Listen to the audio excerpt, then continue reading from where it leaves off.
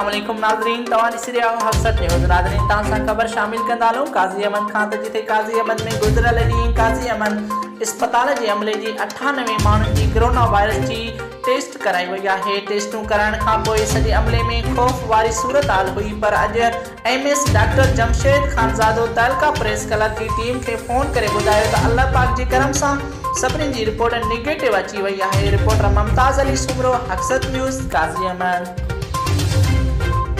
वधिक ख़बरुनि खे ॾिसण जे लाइ ॾिसंदा रहो असांजो चैनल हक़सत न्यूज़ ऐं वधीक अपडेट्स ॾिसण जे लाइ फेसबुक ते वञो, असांजो पेज लाइक कयो हक़सत न्यूज़, यूट्यूब ते असांजे चैनल खे सब्सक्राइब कयो, बेल आइकन दबायो ऐं हर ग़रीब ऐं मज़लूम जो आवाज़ हक़सत न्यूज़ अवांजी लाइ 24 घंटा असांजा नुमाइंदा तव्हांजे इंतज़ार में आहिनि। फ़क़ति हिकु कॉल करण जी ज़रूरत आहे ऐं असां पहुचाईंदासीं अवांजो आवाज़ अहिला अहिवालनि ताईं। हर मज़लूम ऐं ग़रीब जी पुकार, हक़सत न्यूज़।